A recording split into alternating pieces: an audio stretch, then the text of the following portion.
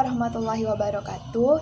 Halo, perkenalkan nama saya Linda Supriyatin dengan NIM 2008918 dari kelas 1C PGSD.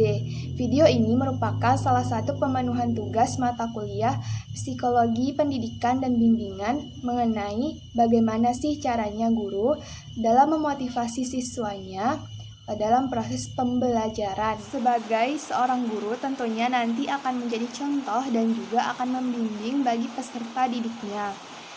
Tentunya seorang guru juga harus dibekali oleh berbagai keterampilan yang harus dikuasainya. Salah satunya adalah guru juga harus bisa memahami dan bisa menyelesaikan permasalahan yang terdapat dalam peserta didiknya atau para siswanya. Misalnya saja, tak jarang guru terkadang dalam melakukan pembelajaran di kelasnya itu menemukan beberapa siswanya yang malas untuk belajar. Tidak bisa dipungkiri bahwa rasa malas ini tidak hanya terjadi di kalangan siswa saja, namun juga terjadi di kalangan orang dewasa. Nah, seperti yang kita ketahui bahwa rasa malas ini sangat sulit untuk dihindari, apalagi di kalangan para siswa. Oleh karena itu, kita sebagai guru nantinya harus bisa mempelajari dan juga memahami bagaimana sih caranya seorang guru dalam memotivasi siswanya dalam proses pembelajaran agar mereka nantinya bisa bersemangat lagi nih dalam belajar. Pertama, yang harus kita lakukan adalah terhadap diri kita sendiri terlebih dahulu. Sebagai seorang guru, kita sudah patutnya harus menanamkan pemikiran yang positif terhadap diri kita, sehingga nantinya ketika kita mengajar kepada siswa kita, maka energi positif ini juga akan tersalurkan kepada mereka. Kemudian yang kedua, kita bisa menciptakan suasana kelas dan juga ruang belajar yang menyenangkan. Karena seperti yang kita ketahui bahwa suasana kelas dan juga ruang belajar itu bisa mempengaruhi proses pembelajaran siswanya di kelas. Ketika ruang belajarnya bersih dan bisa menciptakan rasa aman, maka hal ini akan berdampak pada siswanya. Siswa menjadi lebih nyaman dalam melakukan proses pembelajaran di kelas.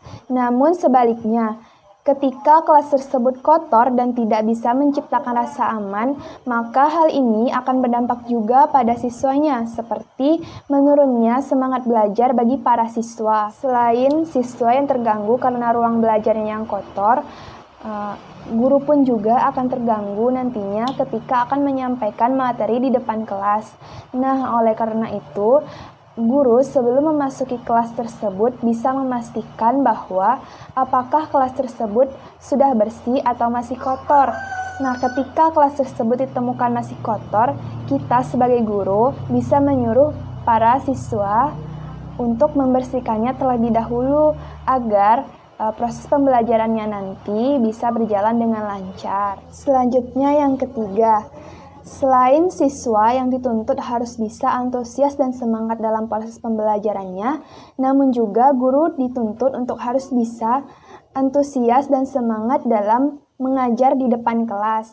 Selalu tampil baik dan percaya diri adalah kunci bagi seorang guru dalam membangkitkan dan memotivasi siswa dalam belajar di kelas. Oleh karena itu, guru harus bisa menjelaskan materi kepada siswanya dengan penuh semangat dan juga antusias, sehingga siswanya pun akan termotivasi agar bisa terus bersemangat dalam belajar. Misalnya saja melakukan pembelajaran dengan menyelingi pemutaran video pembelajaran yang kreatif, sehingga para siswa merasa asik dan tidak merasa pembelajaran itu monoton hanya seperti itu saja, apalagi di saat pandemi seperti ini.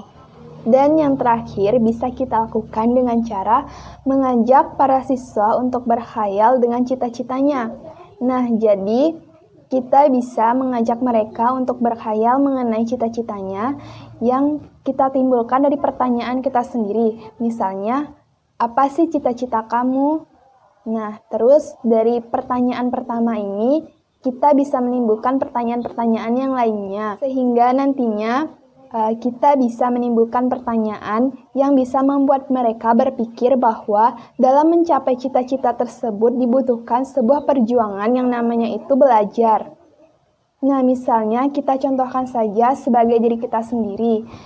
Kita bisa menjadi seperti saat ini, menjadi sebagai seorang guru, tentunya harus melewati berbagai proses pembelajaran yang cukup panjang. Nah, oleh karena itu nantinya hal ini bisa menanamkan pemikiran kepada mereka bahwa pembelajaran itu sangat penting, apalagi dalam mencapai cita-cita mereka tersebut.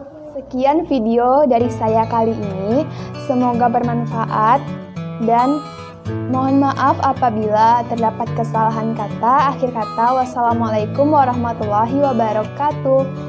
Bye, sampai bertemu di video yang selanjutnya.